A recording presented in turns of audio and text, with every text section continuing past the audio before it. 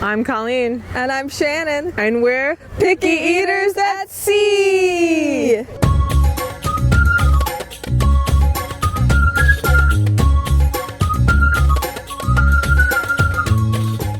We're here on the Disney Wish, and we're gonna eat at 1923 in the Roy Disney room. It's split into two rooms, Roy and Walt.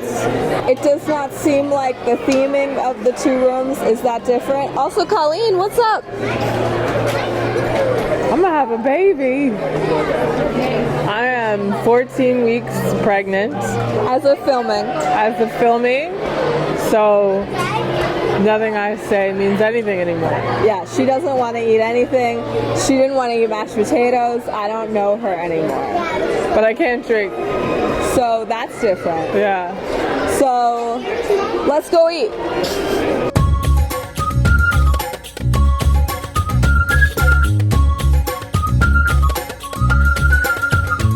So we ate at 1923. Let's go over the menu. Okay. 1923 is a 20s themed restaurant named for the year that the Walt Disney Company was founded.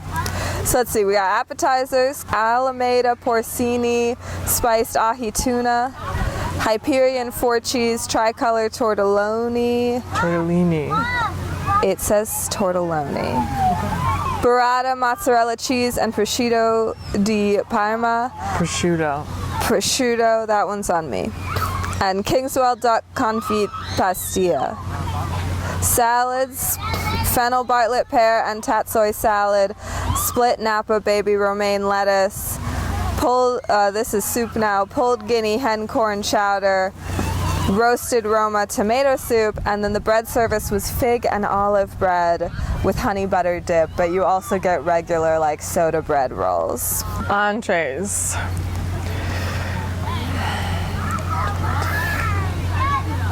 Tortiglione pasta, seared Verlasso salmon fillet, Riverside roasted green circled chicken, Italian flat parsley and rosemary crusted rack of lamb, 1923 peppered filet mignon.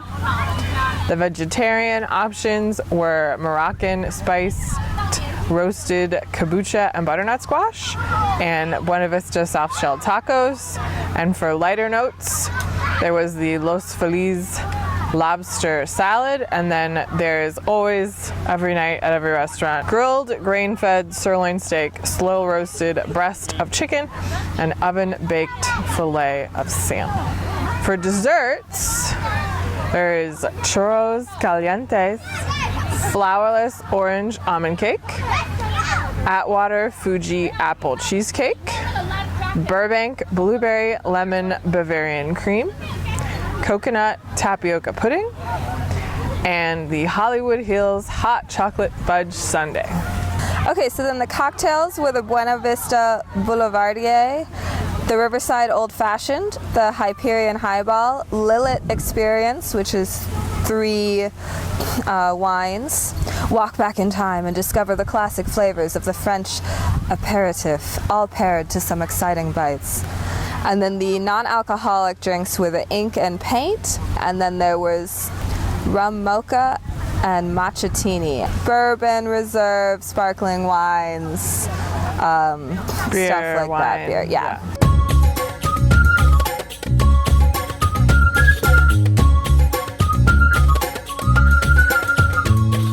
I got to drink a cocktail, the Buena Vista Boulevardier, Woodford Chocolate Rye, Campari, and Lillet Rouge. I don't know what all that means, but there was chocolate.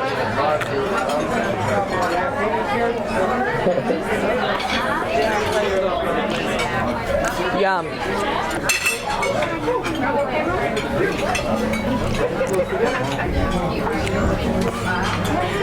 It tastes like wine. For the most wine. Really. Like a red wine. I think it goes well after taking a bite of the chocolate. Thank you. Might be too winey without the chocolate. Is Mom gonna now tell me what the words mean? Rye is like whiskey. Rye is like whiskey. Yeah, it's got a bit of a whiskey taste. Alright, so she's not helpful. But, I mean, rye, yeah, like it's a little bit whiskey and then whiskey taste, and then the rouge is like, it's a wine taste. So kind of think of like those two together. It's not a chocolate taste, but it goes well with the chocolate piece on top. Now this is tortellini. After breakfast. It's good. I don't love it, but I'll eat it all. It's not that much. I mean, it tastes like tortellini. I think I had tortellini on our previous cruise that we filmed, and I liked that better. So different ingredients. This has like sauce on it and stuff that I think I don't like as much. I have to watch Mom and Rob just like nod at each other behind the camera.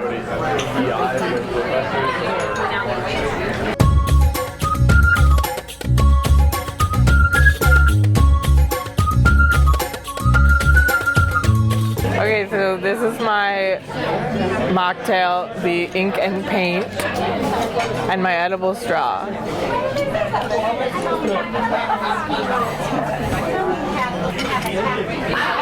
I don't remember what's in that.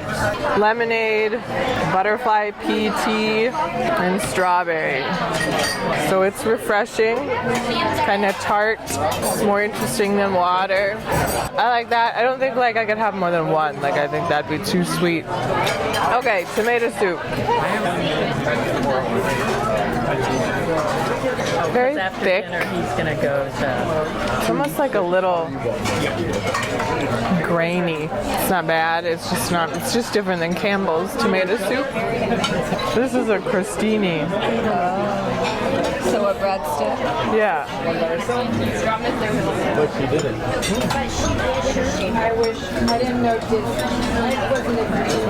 I think there's cheese on that. Cheese. But I think I like the soup. I'll eat some of it.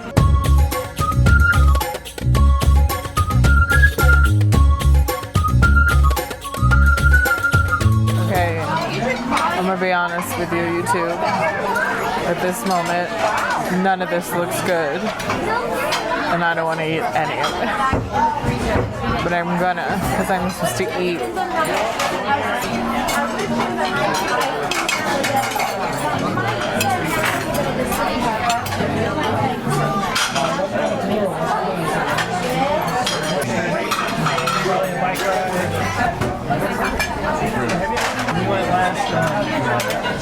Chewy? That's good. Sometimes filet mignon is like, it's so soft, I don't like it. But this isn't like that. It's a little chewy and I like it that way. You mentioned something about it being spicy, but maybe that's that sauce. And I'm not gonna eat that, so. Our mashed potatoes are a rectangle.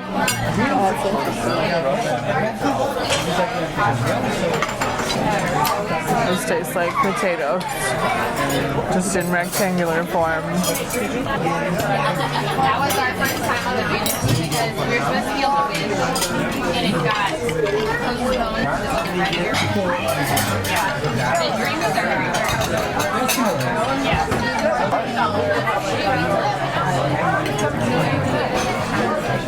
Those are green beans, but they have bacon on them, so they're infinitely better. Yeah, that's all fine. Not amazing, but like it's good, and I'll eat it. I think. I hope. Hi. All right, let's start with some Brussels sprouts.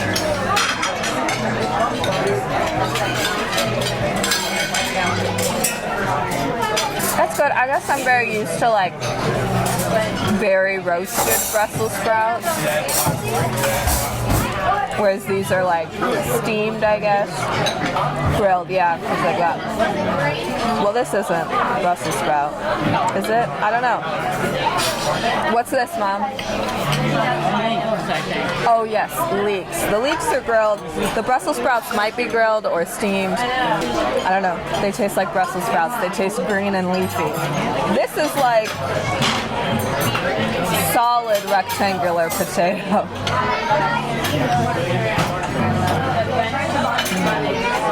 That's good. It's very like soft when you bite into it. But other than that, it just kind of tastes like how you would expect some nice mashed potatoes to taste. Now let's get a bite of some chicken. Got the bone in there. Some tough skin.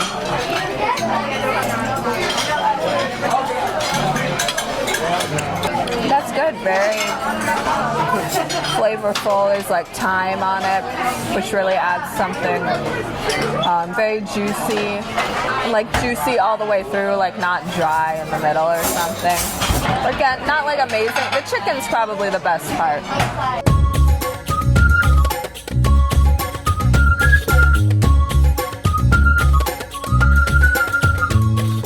Okay, I don't like cherries, so I took that out. Take the cherry out. She's like trying to be sneaky, as though someone cares.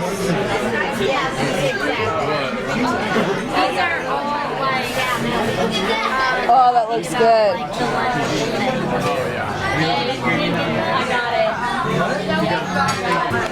That's vanilla ice cream, whipped cream, and a brownie bite. The brownie's kind of dry, but that's fine because you have whipped cream and I have vanilla ice cream. It's a basic sundae, but that's what I wanted. And that's all that matters now. When we got a special dessert, it's congratulations because I'm having a baby.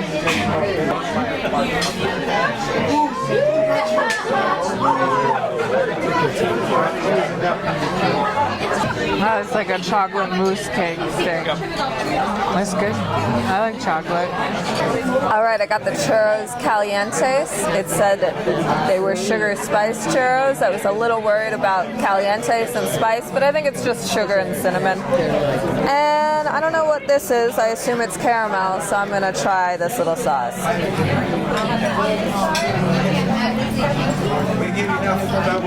It's a little hard and chewy, but the taste is good. The taste is better than a park churro, which aren't that good. I guess this is... I think it's dulce de leche. Dulce de leche, yeah. I was like, I guess it's not caramel. So it's just kind of a milky taste, or almost like a very light caramel.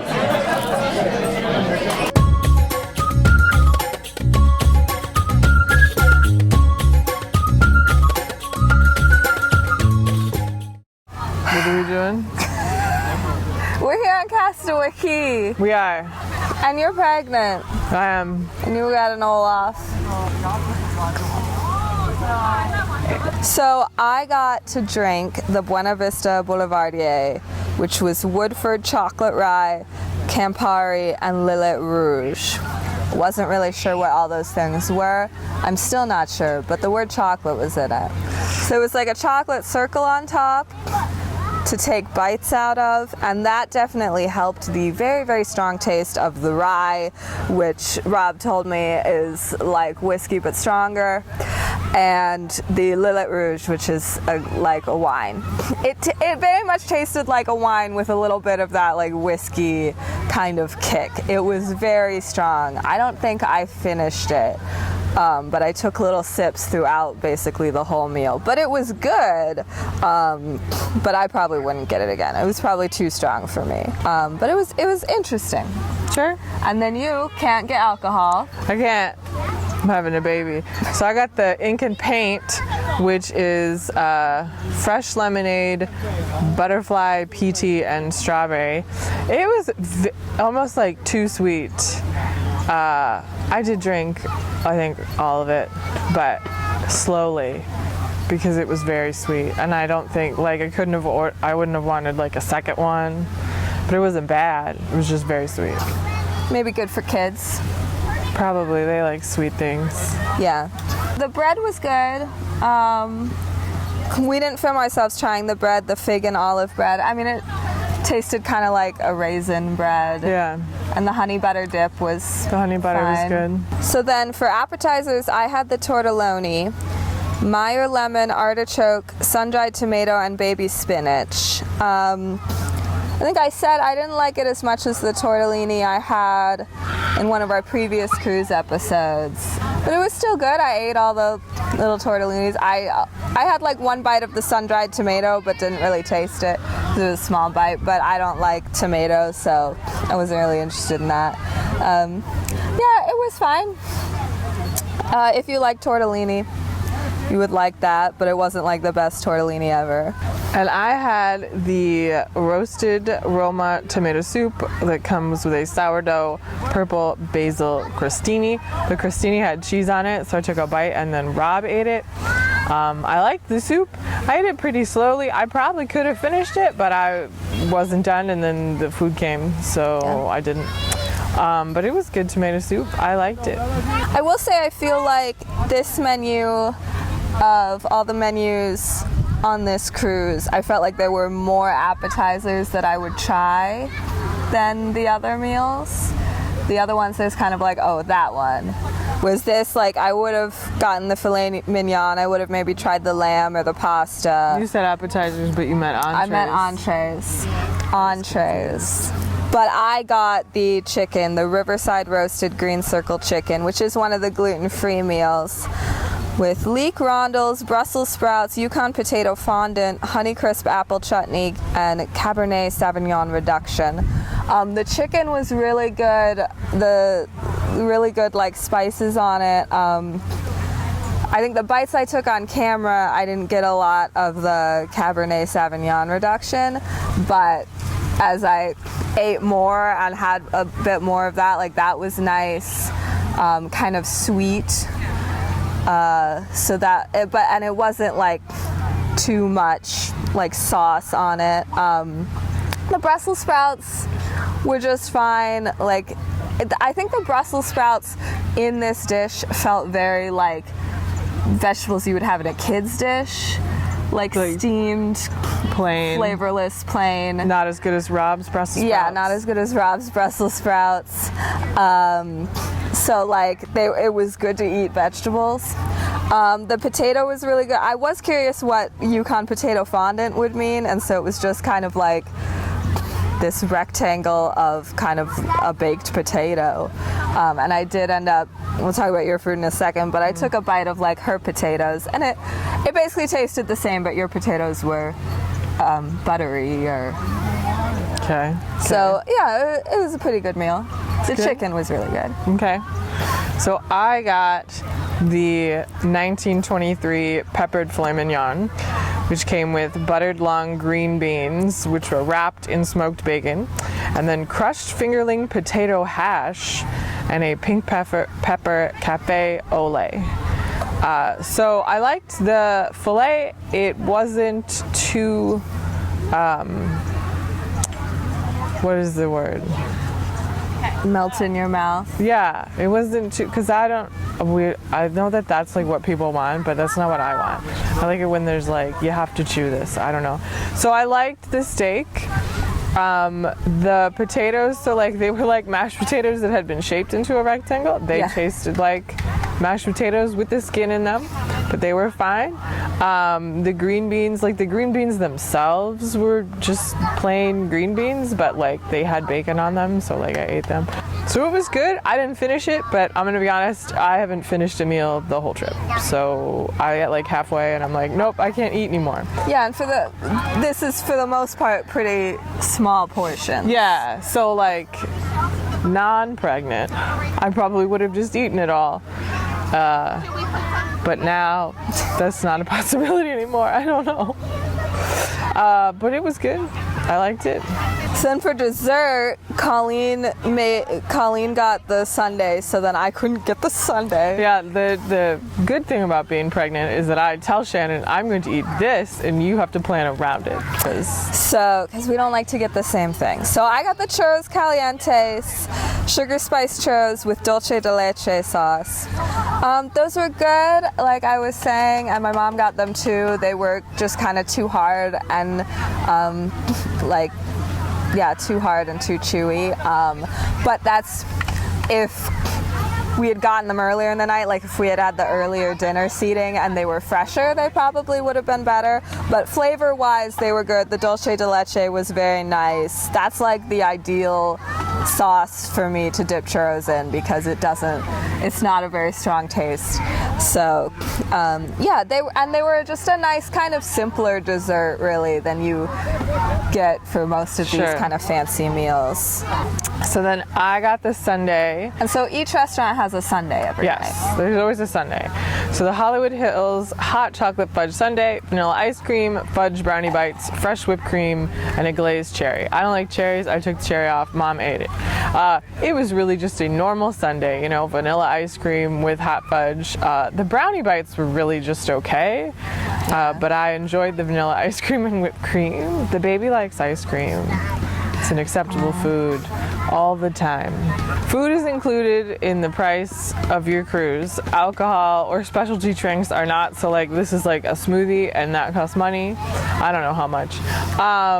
So my like non-alcoholic drink was like $5. But like sodas don't cost extra when you're sitting down to eat. Like a specialty drink. And then there's a sweet shop where you can get ice cream and cupcakes that like cost money. But the desserts at dinner don't cost extra. Your main food is all included, so you don't pay for dinner. Well, or you paid for dinner already. Yeah, or if you go eat at Paolo, one of the fancy restaurants, fancy extra restaurants, that's an extra charge. So 1923 was cool. Like, so it's the only out of the three main restaurants on the Wish. The other ones have like shows. Yeah, so it's kind of nice that it doesn't have a show. It's nice to just sit and eat, and then it's all themed with like animation themed, and so there's cases on the walls, and it showcases like concept art and maquettes and models and different things like that, and animation cells, and themed around different films. I'll have to look. I don't know